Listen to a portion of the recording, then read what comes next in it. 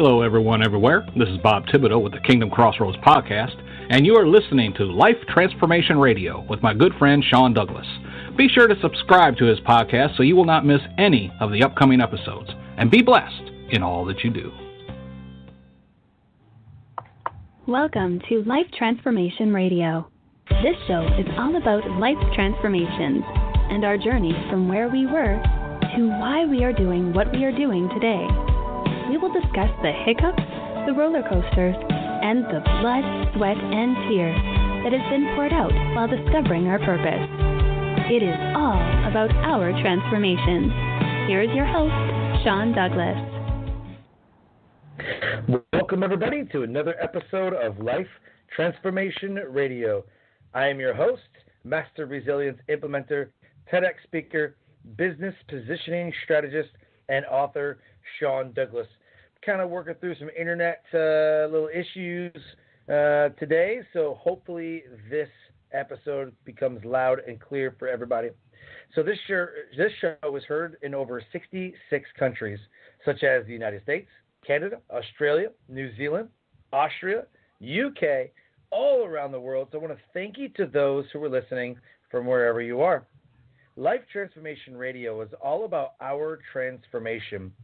Here is where we tell the stories of why we're doing what we're doing. We highlight that transformational moment that changed our lives and how we use this to help transform others and elevate their lives as well. You can listen to us live right here on the Blog Talk Radio Network at 5:30 p.m. Eastern Time. You can join our Facebook community, Life Transformation Radio Community. I ask that you subscribe, rate, and review the show on iTunes, Stitcher, Spreaker, TuneIn, Player FM, Radio Public, Overcast, CastBox, or the Google Play Music app, or wherever you're comfortable listening to shows. On the show are entrepreneurs, speakers, business owners, other podcasters, authors, amazing people who are influencing the world around them. And my guest today does exactly that.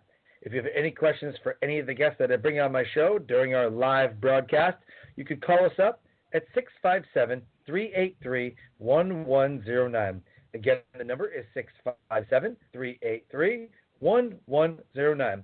So please help me welcome to the show my friend, Randall Garcia. What's up, buddy? What's going on, Sean? Thanks for having me on. Dude, I'm super pumped to have you on the show, man. We met at last year's New Media Summit in Austin, Texas, and I absolutely love your story, man. Like, you're super young dude, but you've been around the block, and you've been there and done a lot of things that most people have not, and you still have so much more in front of you, man. I'm in super awe of you, man.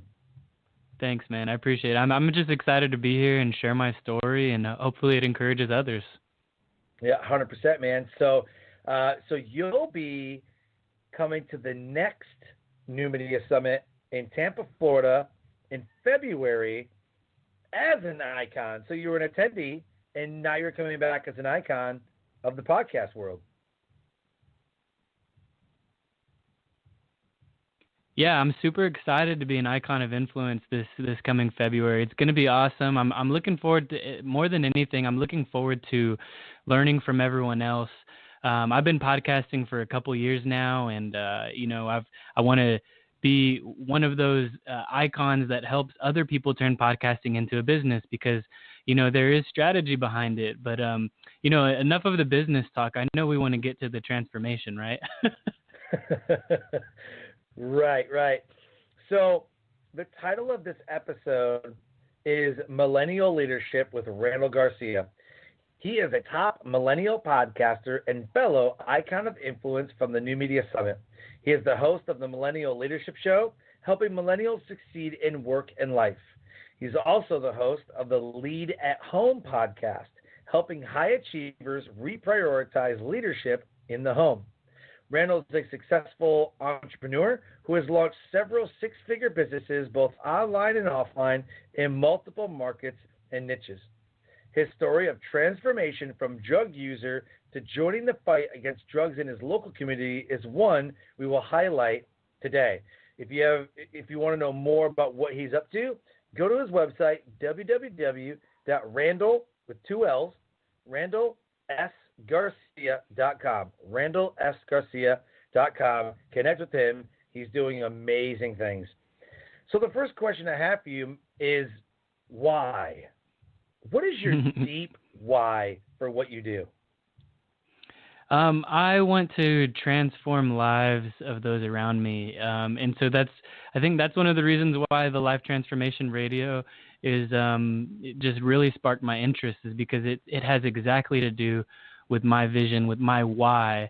I want to impact others. I want to transform lives and help people go from, maybe they're struggling in their life, at work, in their marriages, in their faith, sexuality, and then take them to see, the potential that they have.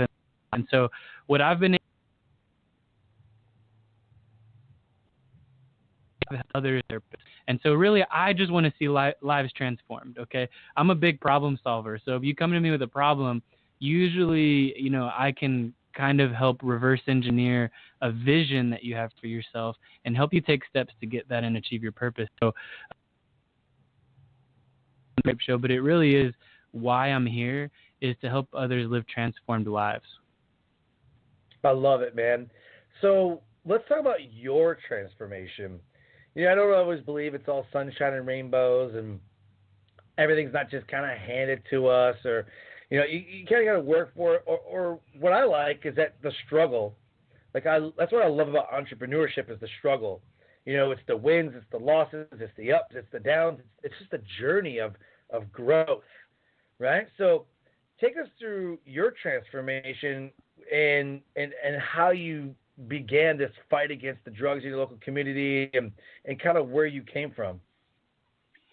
All right. So, it's a great topic, because, where I came from, if just a little bit of background, on my end, my whole family is in Christian ministry. So my dad's a pastor, my grandfather, my uncle, my brother. I mean, everywhere you look, there's someone in Christian ministry, in pastoral leadership. I took,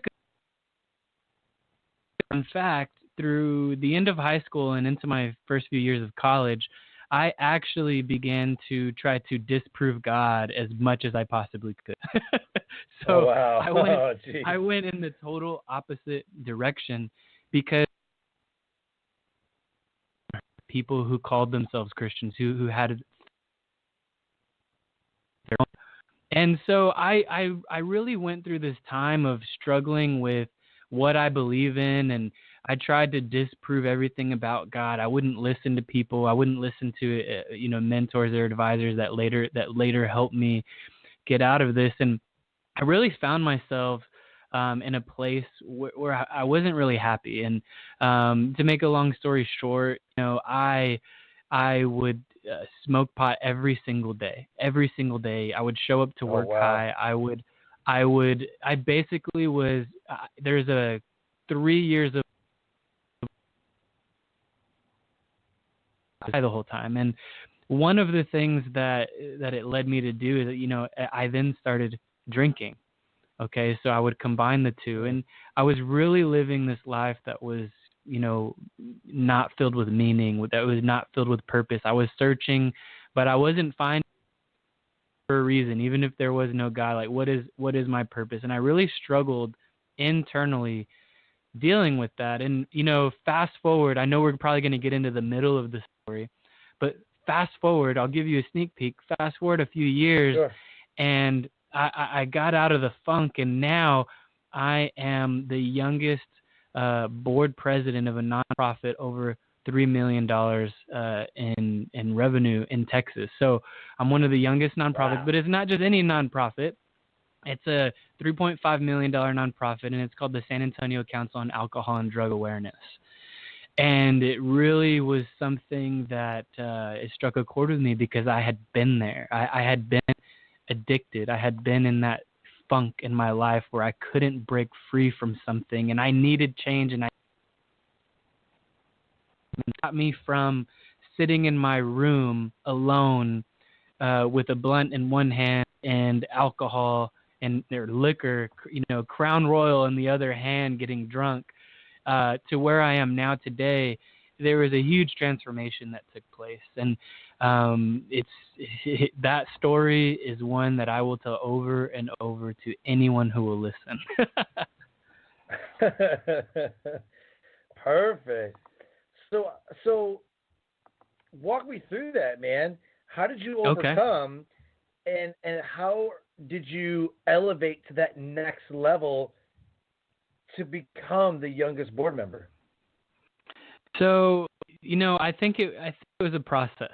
If I can just take you through that journey, there I was, with no purpose, no meaning for my life. I was getting high every day. I was throwing away days, weeks, months of my life, just not doing anything productive. And so, what happened is actually one of my brother's best friends, my younger brother, he's 2.5 years younger than me. He actually got murdered. And so this kind of started a whole, but then it ended up being something that brought me back up. So he got murdered. He was protecting a friend from an ex-boyfriend. And of course, it's one of those stories that pulled out the gun and shot him. It really affected me because I started thinking about my life. Right. I actually, even though I was trying to disprove God, I showed up to church one day. And I talked with some people. I said, I'm just trying to deal with this. This is just so surreal to me. It's been bugging me, and now I'm reevaluating my life. Well, in the process of me trying to disprove God, there was one thing that stood out to me. I met a man named David, and he kind of guided me through. And he asked me, really transformed the way I viewed God. And he asked me a simple question. He said, "Hey man, like why don't you believe?" I said, "Well, I can't see him. There's no proof that he exists." And of course, I had it's like 1,000 different ways. I was on a mission. And he says, "Well, if God did exist, let's pretend that he existed.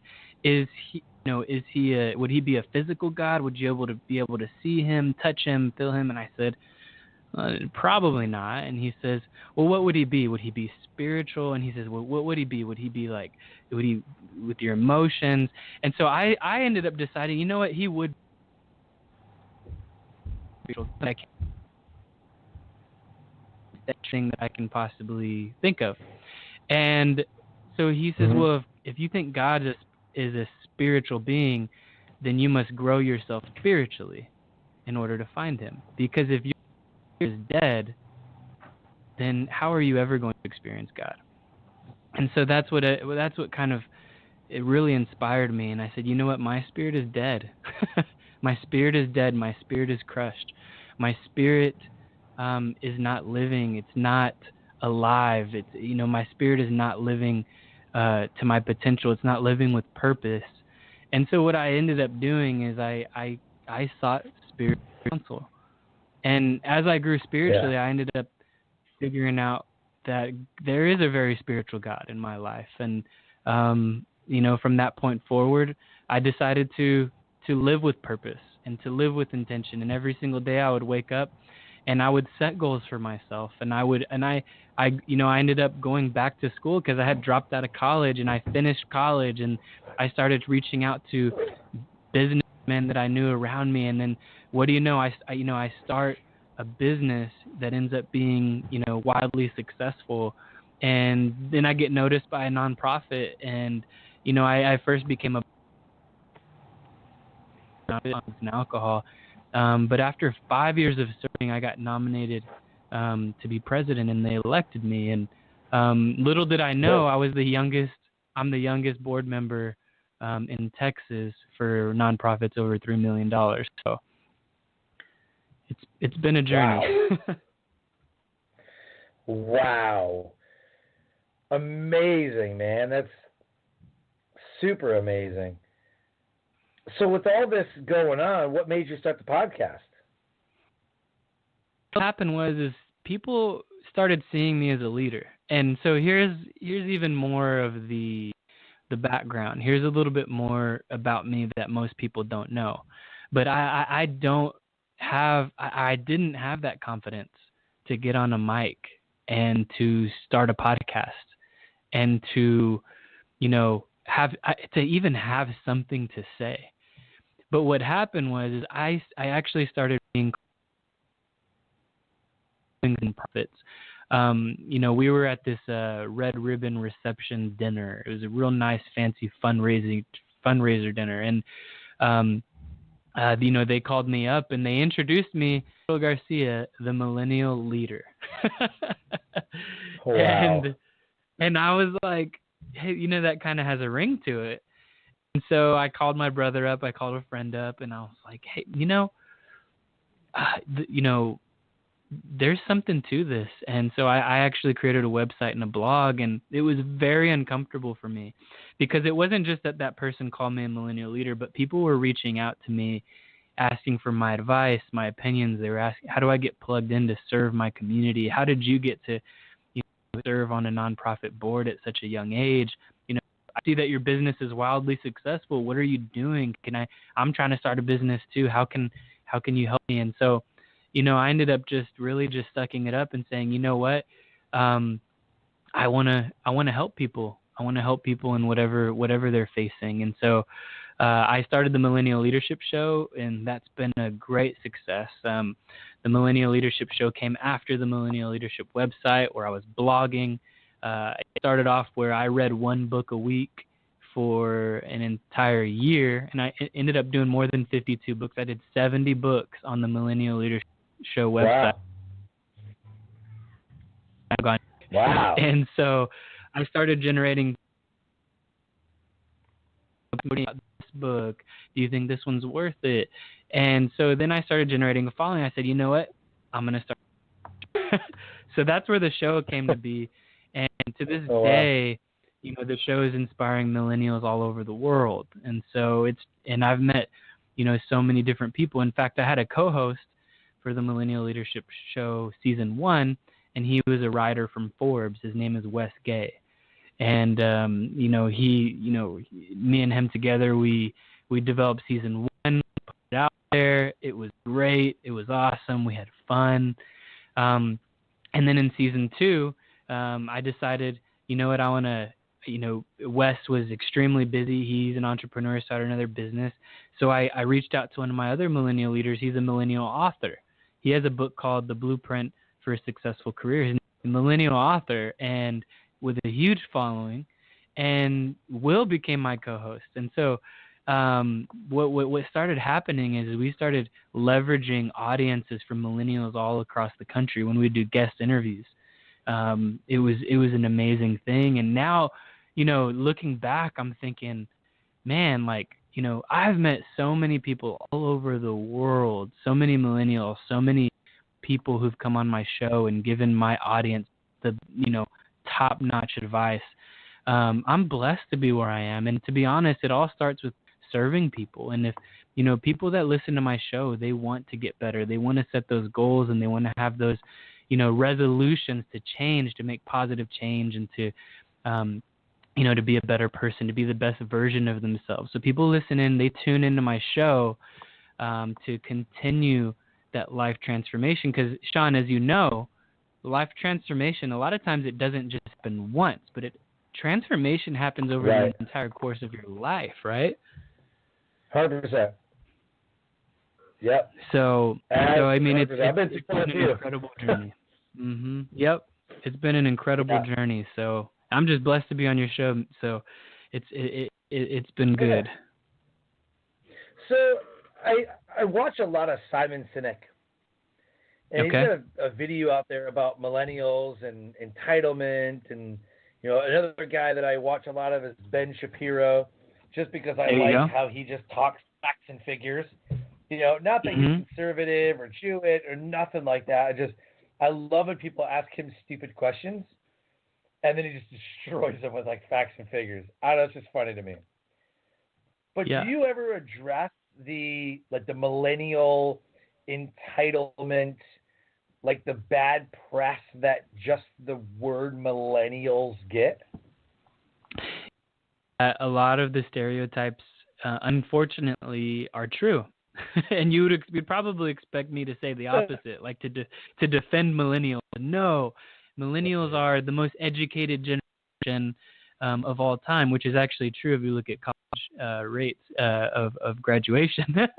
There's a lot of truth behind the positive things too, but unfortunately, the negative things about millennials, a lot of those things are true, and unfortunately, we can't change that, just with the millennial leadership. It's an entire generation. And so one of the things that I found out is that my show attracted the top level millennials, the millennials who didn't conform to those stereotypes. They didn't conform to those negative connotations. They really stood above and they stood out from the rest of the generation. So what you find in my show is you find of a lot of high-achieving millennials who are not really conforming to the millennial stereotypes. And so what it's done is my audience, they've been really gravitating towards my show because of that. They don't, as a millennial, even if you conform to the stereotype, even if you're lazy, entitled, delusional, even those people listen to my show. And they're inspired that there's other millennials doing big things. And so it's kind of one of those things that it was a healthy anger for me to even start the Millennial Leadership website and show to begin with. I had seen so many things on Facebook, on the internet, blog articles about how all these negative things about millennials. And so I kind of started it with this healthy anger of, hey, that's not me. That's not me. Right. I mean, it might apply to most people in my generation, but that is not me. And so out of a healthy anger, I think it ended up doing some positive, if you ask me. Right. No, 100%, man. 100%. I can't believe how much impact, like that word, impact, is synonymous with the millennials. You see a lot of 30 under 30. You see a lot of, what do they care about the most? Yeah. It's being first. Yes. I don't know what it is. You guys have to be first. Like, you have to be the Instagram influencer, the social media. Like, you guys are all tech. Yep. Right? Yeah. And it's an interesting thing. Yeah. I'm not sure. I mean, when I was being brought up, we had Nintendo, Super Nintendo. That was kind of the thing. Atari was kind of like, what the heck is this thing? It was kind of cool to play. But for the most part, we were coming up into, I was born in 83, so I look at the chart and I'm like, well, I'm not quite a millennial, but then according to this chart, I am a millennial. Like, I don't know. All I know is that once they started coming out as these guys are millennials, or these, and the negative connotation started, all of a sudden research is going everywhere. What are millennials like? Millennials are the most influential generation. Millennials are going to outpace baby boomers as the most amount of people in the world. Like, and you guys are the largest generation. Largest generation. It's true.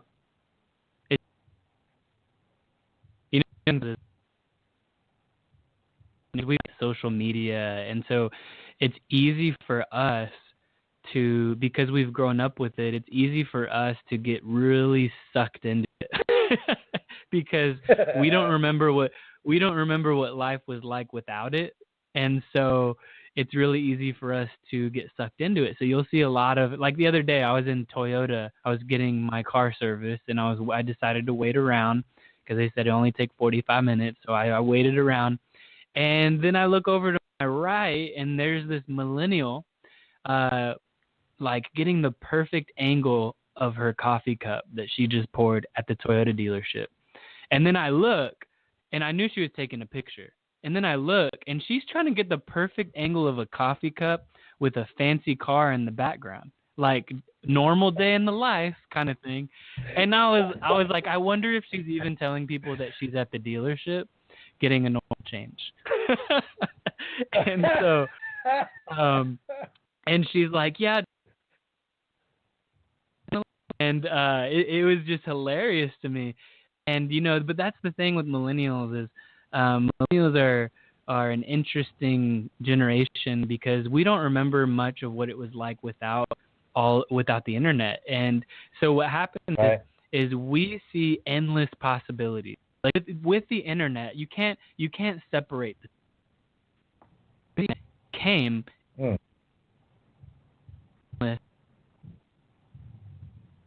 and you can work from home. You can sell. You never have to leave your house. That's true. With the internet came endless. Millennials have grown up knowing that. That's why you see them wanting.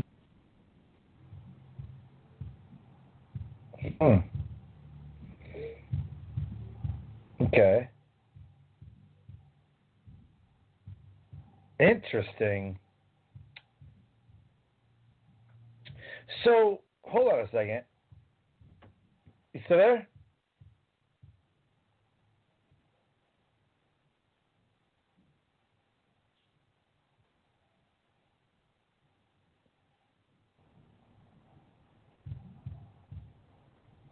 Hello? Randall, still there?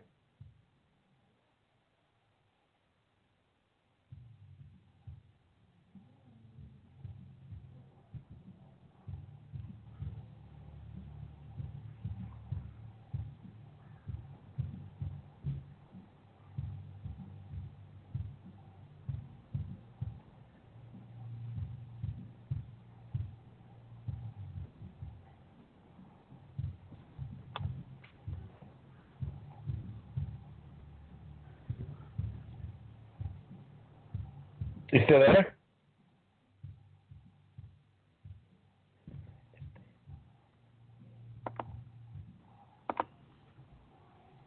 Hey, there he is. Me? Hey, buddy. Yeah, hey, buddy. Hey, where did you lose me? You were talking about millennials. Wow, man, where I wanted to jump in was where you were talking about. I can't remember exactly what you said, man, but there was an interesting study that came out that millennials want to be leaders of everything, and how social media influences everything. Okay, jump in. Yeah, so that's what I thought was interesting is that, I mean, social media has influenced almost everything for millennials. Yeah, I mean, we grew up in with the internet. When we grew up with endless possibilities. We knew that we can make money online and be learners and all sorts of things, and so that's why you see people, especially millennials, they want to become influencers, right? Want to make money without showing up to a normal corporate 9-to-5 job because the rules have changed. And so when you see other people leveraging something like that, that's when millennials are saying, you know what, I can do it too. And, props for trying. I know there's some millennials trying. Not everyone's going to make it. Not everyone's going to get hired for that job. Just like not everyone who tries to be an influencer is going to. And by the way, what is an influencer? Right? Like, how can you measure that? Like, when I think of an influencer, I think of someone who's influencing others, like helping them create followers or 100,000 followers, and you're not changing lives, then are you really an influencer? I would rather influence them than to have 100,000 followers and not influence a single person to make positive life change. And you know what's funny about that is that everybody has, oh, look how many likes I have. Look how many follows I have. Look, Yep. I have 15,000 people that follow me or love me or whatever. Yeah, okay. But when you hit a post, half those people don't even engage. And then half those people don't even see it because the algorithm. Right? Exactly. So, like, if you're not posting video, if you're not doing, like, that's cool. You have 15,000 followers on your page, and you get like what, 6 likes, 1 comment, no shares. Exactly. Like, I know what happened. I know exactly what happened. You bought your freaking followers. There's not one time that I've ever done that. Not one time. And you know what really pisses me off is I'll get contacted. It goes, hey man, we're gonna do a share for share group. I was like, I don't do that crap. Like I don't. You post your link, I'll like it. You post my link, I'll like, I'll post mine. You post yours. We'll like each other's stuff. But for what? That's not exactly influence, right? That's not influence. Nope. That's not. Like, I'm all about organic, but I'll do some Facebook ads for like pre-roll video and some other things, advertise some things. Great, but I'm not sitting there going, hey, I'm gonna buy my likes. Like I don't ever do that. Not ever. It's become a problem in many social media channels is the mass following. You'll see someone who follows, 50,000 people and only has followers. So like they're following people as they actually have to follow back. What happens is if you try to become an influencer, people just follow. You can look. Look. Yeah. And, well, what? Okay, so I want to take it in a different direction, though. Mindset altogether. Okay, go ahead. The millennial generation just has a different mindset altogether. It's crazy. I wanted to go there. I was like, let me just go there. Like, take us into the millennial mindset, right? I mean, because you're the millennial leadership expert. I mean, you're the guy. So do we misunderstand the entitlement? Or do we misunderstand what they want to become as a leader and influencer? So,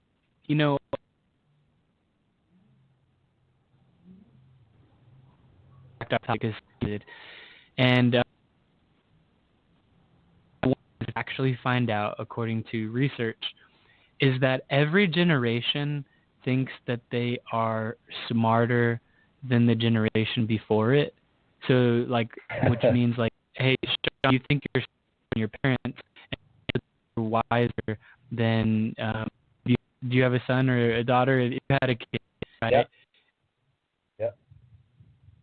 So every generation thinks they're smarter than the generation before it and wiser than the generation after it. So every generation. And so what happens is you get think about it, millennials, they're called the entitled generation. Yeah. The participation trophy generation, right? Yeah. Check this out. Yeah. Yeah. So, and then therefore we're entitled because we get participation trophies. And my friend Wes Gay, who is with me on season 1 of the Millennial Leadership Show, that was his pet peeve because he would say, well, who decided to get all the parents together, pull all their money, and then down to the trophy store, purchase the trophies, go back down to the soccer field and hand out all those trophies to little 8-year-olds, right? Like, is it really something that the millennials asked for? And the funny part about it is, hey, you know what? That's actually a good point. Like, when did we ever decide to get participation? So you think about it that way, and you think, well, it's a cross-generational issue no matter how you look at it. It depends on what perspective you're going to take. So it's really an interesting conversation because a lot of people will put the blame on one generation over another. all generations have their own thing, and honestly, there's a lot of double standards, right? Like, who is really entitled? You know, was it the parent handing out the participation trophy, thinking that all kids deserve one because maybe their kid was the worst one on the team, right? Oh, wow. Like, think about it. Like, you're a parent, and you're like, you know what? We shouldn't just give the award to the MVP. We should give the award to everyone because my son didn't score a goal the entire season. So trophies for everyone because I don't want my son to feel left out. So who's the entitled one? Yeah, that's what it is. Yeah, that's what it is. It just depends on how you look at it. But don't get me started. You know what, though? I think that it was science that did that. Yeah? Somewhere, some scientist said, if not everybody gets a trophy, that kid has no self-esteem. And all of a sudden, the answer was, everybody needs trophies. Self-move, for sure. So, parents But you nailed it. Left out. They feel left out. Mm-hmm. Because somebody whined and cried. Do you know, here's my whole theory on parenting. Right? Here's my theory. We parent according to what we did not like from our parents. We take hardly any of the good, and we're like, well, my mom did this. I didn't like it, so I'm not going to do it. And then you wonder why kids act a fool at Walmart or different places, and you wonder why we ask people, like, you don't spank your kids, do you? No? We can tell. I think there's that, and I think that there's a book. I'm still trying to find it, but I had this very, very deep, intelligent conversation with someone. I have been on a search for that book because I've been kicking myself for not writing it down. But apparently, and if you're listening to the show, please reach out to me. Go to my website and email me the name of this book if you know it. But it somehow it talks about how there's every 4 generations, like every 4th generation acts like each other. So like there's only really 4 different kinds of generational attitudes and values and cultures and mindsets. And every 4th generation, like for example, my great-grandfather would be much more like me because he's the 4th generation, right? So it's very interesting. So, oh my gosh. Hold on a second. There's a theory on this. I know There's a theory. There's a theory. It's 4 generations. That's what I remember. And that's why I said, if you remember that, if you know it, please send me the name of the book, the link, whatever it is, because I want to read all about it. Yeah, it's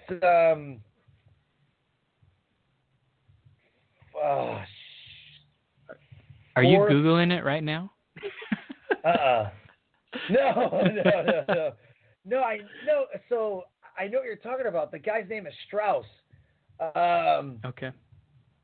What in the heck is it called? It's 4th something theory, and it literally talks about how the 4th generation acts like or becomes just like the 4th generation before it. So basically, like baby boomers, right? So what was before baby boomers being like my grandparents or great grandparents?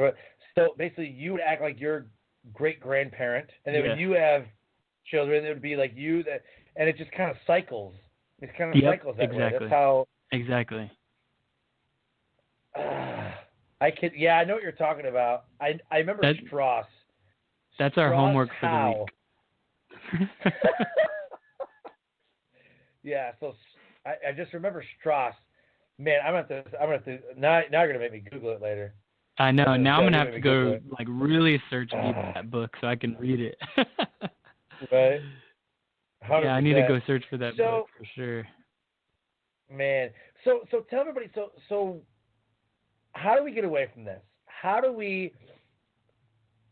I guess a better question would be, how do you lead the millennial generation?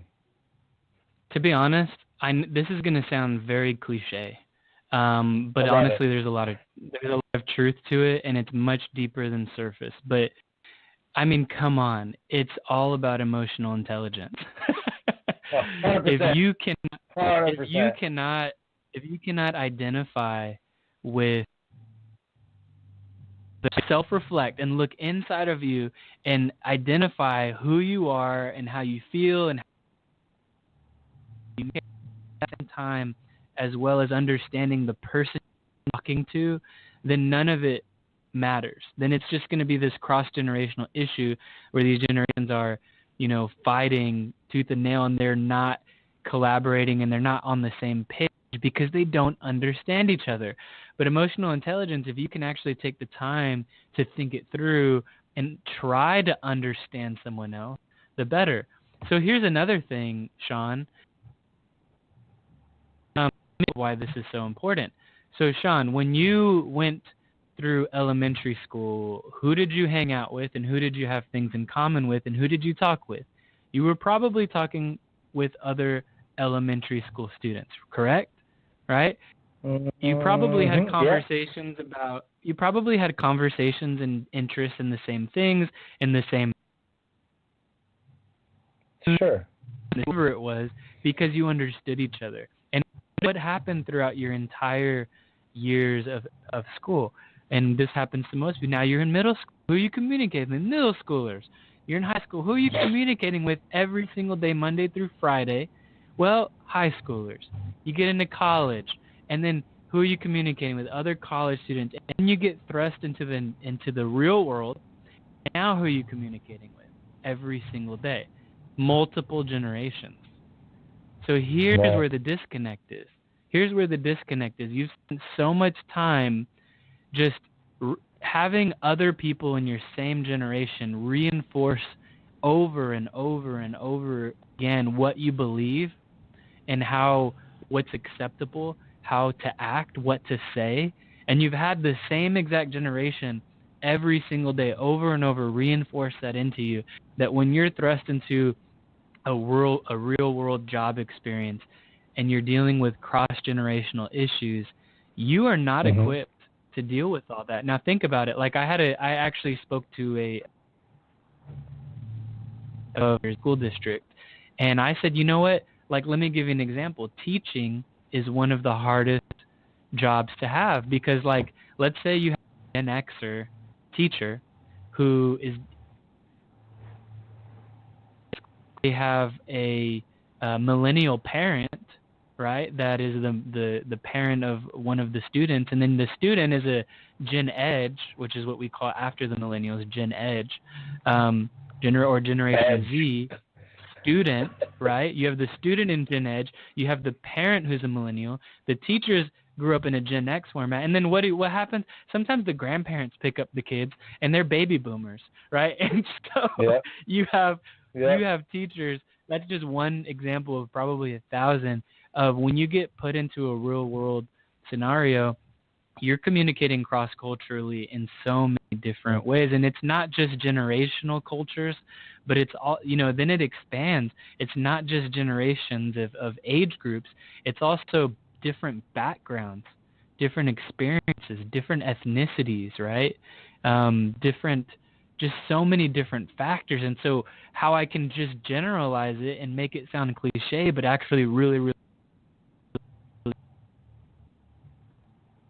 intelligence, and you can understand all this cross-generational, cross-cultural, things that happen on a daily basis with every conversation that you come into, then maybe you're better equipped to lead in your role. And so it's a very deep conversation. It's a very deep topic that can really be boiled down to emotional intelligence, if you ask me. I love it, man. The way that I think about emotional intelligence is living with empathy. That's the way that I think about it, is living with empathy. And emotional intelligence can be deployed by simply crawling into the hole with somebody. Exactly. Like, oh, wow, that really sucks, man. I really feel bad for you. Like, that really sucks. Like, it's patronizing, it's sympathetic, but not empathetic. And empathy goes a long way and says, you know what, I've been there. I'm aware of what's going on inside you and going on around you. I'm aware. Being emotionally aware and emotionally intelligent can also pay dividends when you're talking to someone in difficult situations and having those different conversations across different generations. Exactly. Because you know on. their tone, you understand where they're coming from. They may not understand you, but as an emotionally intelligent person, you understand them. You understand where they came from. You understand where they're trying to, bring their knowledge into this situation, whether it be warranted or not. But emotional intelligence deployed correctly shows respect for the relationship more than anything else. Exactly. That's what I think. Exactly. It's when you get outside of yourself, right? Like people, there's so much intelligence when you learn from someone who's different from you, no matter if it's different political stance, if it's a different generational, ideology or mind education. I mean, when you learn, bottom line, when you get outside yourself and you're willing to learn from someone who's different, there's unending intelligence that you can harness from that. Yeah. No, man, nailed it. Oh, I love it. Jen Groover, I don't know if you know who Jen Groover is. Jen Groover is the smartest person I know on emotional intelligence. TEDx speaker, emotional intelligence speaker. Jen Groover is absolutely amazing. Yeah. I read a book. The one emotional intelligence book I read is by Travis Bradberry, Emotional Intelligence 2.0. So, yeah. But I'm always willing to learn on it, so I'm going to definitely look her up. Yep, Jen Groover, Groover. Yeah, she's a TEDx speaker. She does Facebook live shows. Yeah, she's killer, man. Smartest person I know on emotional intelligence. Very nice. Very nice. Awesome, well, Sean, so, what else you want to know about the millennial generation? Yeah, I know, right? So as we start to wrap up the show, man, we're going to do a shameless plug. You can plug friends, quotes, websites, Facebook, whatever it is that you want the listeners to know. Shameless plug. Go. All right. Well, Sean, I have developed something that I'm going to be turning into a book this year. And it's called The Greater Day Formula. And so you can go to you can download a free PDF so that you can see what the Greater Day Formula actually is. Sean, I think you should do it because here's what it is. I'm just going to give you a nutshell for you and for your audience, okay? The Greater Day Formula, like I don't know if you're like anything like me, but for me, I've tried like gratitude journaling, just regular journaling. I've done like bullet, the bullet journal. I've done so many different things. I did a prayer journal. I did an affirmation journal. Yeah, done that. I liked, I wanted to like everything I read, like so I can look back and say, oh, I was reading this on this different time. So I had like a reading log. I had an exercise log. And so to make a long story short, I created the Greater Day Formula that actually is like a gratitude prayer journal, exercise reading log. And I'm going to show you exactly what it does. So you don't need a fancy notebook. You don't need anything. And if you go download the PDF, you're going to get the full printout on exactly how to do this. It is, Sean. You take any piece of paper and you write the word greater vertically. Okay? So it's an acronym. So G stands for gratitude. Okay. One sentence gratitude sentence. So like yesterday was January 1st. As of this recording, yesterday was January 1st, 2019. And I said, Lord, thank you for my new year. Thank you for the new year ahead. That was my gratitude journal for the day. In the gratitude journal. Then R, reading.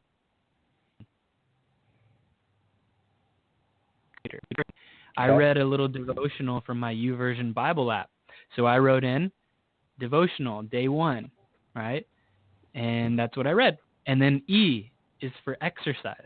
So yesterday and today, every morning I wake up, I go to the gym. So I said, yesterday was leg day, today was chest tries. So I wrote that down so I knew what I did. And I said, I did 20 minutes of the Stairmaster.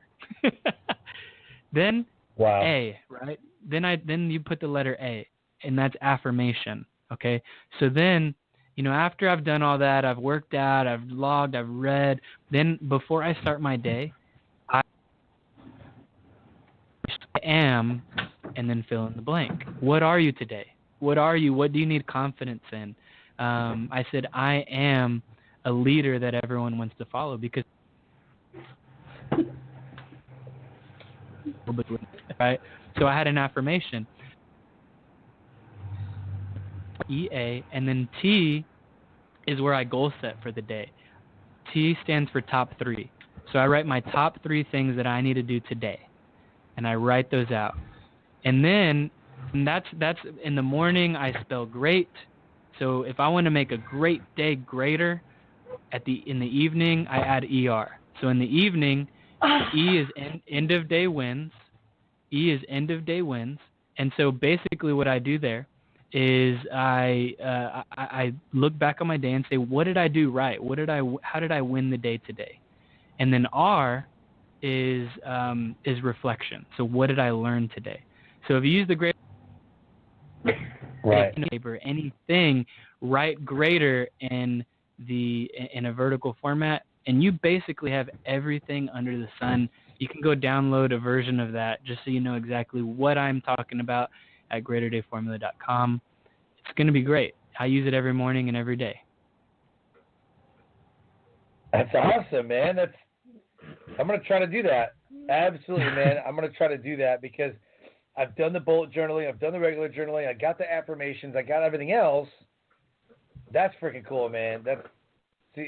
I love it, man. I'm already on board. It puts everything into one easy to use formula. greaterdayformula.com. You can download it. It's going to be great. Love it, man. Absolutely. Thank you, man. So as we close the show, we always leave the guests with a nugget, or the audience with a nugget of knowledge. So give us a nugget of knowledge that will motivate, transcend, and inspire someone to take action today. How about how to make an impact? Is that good? How to take action today, how to make an impact, because we're talking about the millennial generations, and you had mentioned the word impact earlier. Can I just give you a different word for impact real quick? Because the word impact is great, but can I just say make an impact? How about being a blessing? Because it's the same thing. Being a blessing, okay. Because it's being the same thing. If you can bless someone, then you've made an impact on them. So some people are like, I want to make this world-changing impact. Well, then be a blessing in your community. Be a blessing to your world. Right. What's the difference? People are searching for, how do I make an impact? How do I make my mark on this world? Well, if you just start with blessing others, then you're going to leave that legacy, and you're going to leave that legacy of impact. You're going to make an impact, but why don't you just start with the little thing? Why don't you start being a blessing to someone else? I love that. Be a blessing. Absolutely, man. Dude, thank you so much for coming on the show. And, deep conversation about millennials. I didn't think we were going to go there, but it was great, man. I really appreciate you coming on the show. Yeah, man. See you in February. Yeah, absolutely, man. Absolutely. And you know what? I'd love to have you come back later on in the year and just, let's do a recap, man. Let's do let's see where the next generation's headed. Let's do it. I'm totally down. Anytime, Sean. Perfect. Love it, man. So Life Transformation Radio listeners, an amazing guest impacting and being a blessing to those around him. If anything resonated with you during the show, please reach out to Randall Garcia. Go to Randall Garcia or RandallSGarcia.com. It's in the show note. Go click on that. Check out the Millennial Leadership Show and the Lead at Home podcast. What I want you to do is go to newmediasummit.net, newmediasummit.net. If you haven't already, get your tickets. Come hang out with me, Randall, and 38 other icons of influence in the new media space.